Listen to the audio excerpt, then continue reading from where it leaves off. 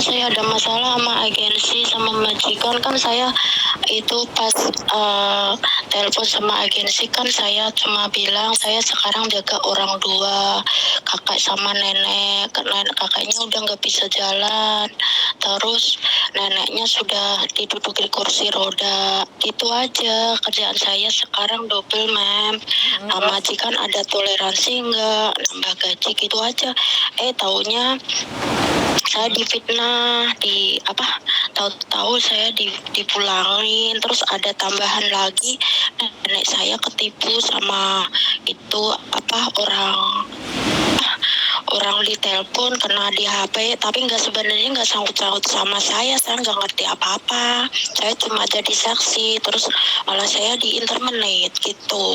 Terus agent saya bilang menjanjikan mau carikan majikan, tapi saya terus dibelikan tiket, terus nggak boleh tinggal di Hong Kong. Aku dia nggak dikasih kesempatan, tapi saya nekat melawan, minta seminggu, tapi seminggu saya mencari hubungi Mem Yuni sama Mas Thomas, nggak direspon, jadi keduluan agensi saya dipulangkan. Terus kamu sekarang di mana?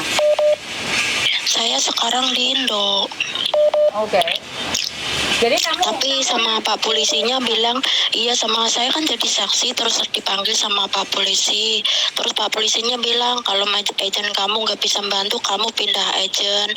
Terus bilang itu banyak teman bilang saya disuruh proses agensi yang rese itu karena saya difitnah, Mem. Oke, jadi kamu itu bobomu kena scammer, terus kamu jadi saksinya Bobo bahwa Bobo itu kirim uang gitu ya, bener nggak? Bobo itu turun ke bawah sendiri, dikasihkan sama orang bersangkutan itu sendiri. Saya nggak ngerti apa-apa, tapi majikan tuh saya katanya saya kerjasama sama orang yang ambil uangnya nenek, padahal saya demi Allah saya nggak merasa gitu. Nah karena agensi itu saya nggak mau tanda tangan itu, memang waktu aku di intermenate, terus agensi saya bilang ngancam saya begini, kamu nggak tanda tangan pun kamu bisa pulang Indo. Saya sampai di jalan tuh diseret-seret, Mem. Sampai diseret-seret. Kamu di Hongkong berapa lama? Aku pertama kan 6 tahun di sana, terus aku pulang, terus gantenin majikannya teman aku pulang Indo. Pas habis itu itu katanya majikannya baik, itu terus jaga orang dua, yang satunya mula-mula masih bisa jalan, terus sekarang dua-duanya gak bisa jalan, Mem. Maksud aku saya jaga orang dua itu diambilkan pembantu dua atau saya berdua sendiri atau tambah gaji begitu, maksud saya telepon agensi itu begitu. Tahu-tahu malah bersengkol sama majikan itu. Saya tahu-tahu habis belanja ke pasar langsung disuruh baju dibuangin itu, Mem. Dibuang itu, ada polisi datang katanya saya tuh orang gila gitu.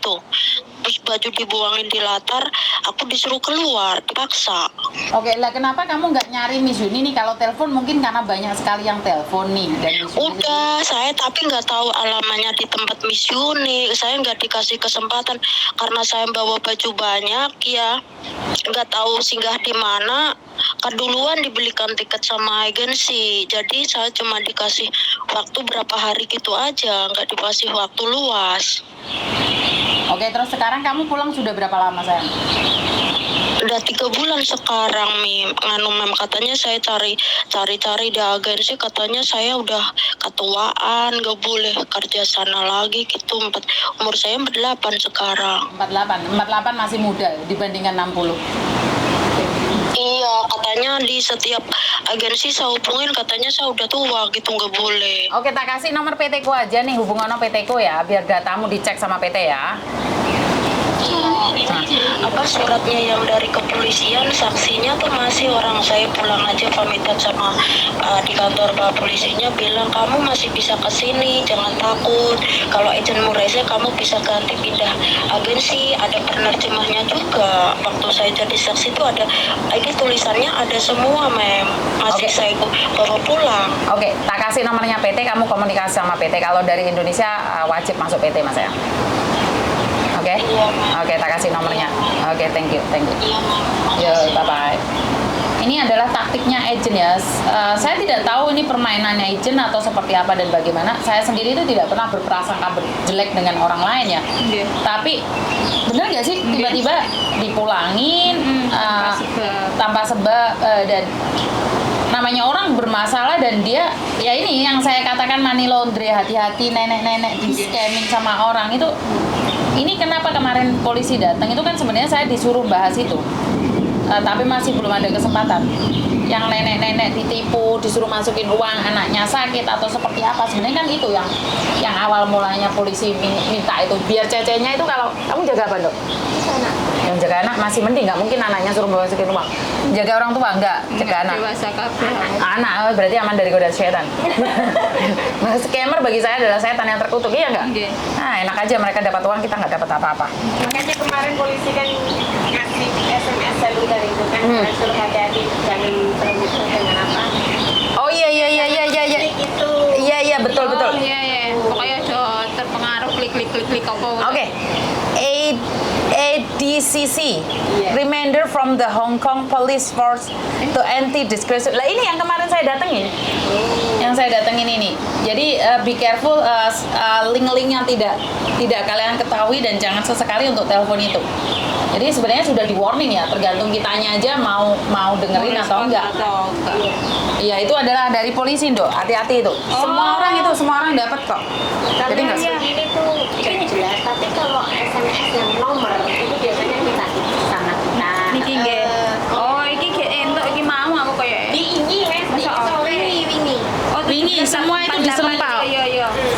serempak biasanya mereka ngirimnya tuh serempak. 20 34. Serempak itu pengirimannya serempak. Iki aja diklik pokoknya ngene to. Nah, iki lho kuwi gak apa-apa nek aksa. Ini kan punya pemerintah. Itu punya pemerintah nggak apa-apa. Oh.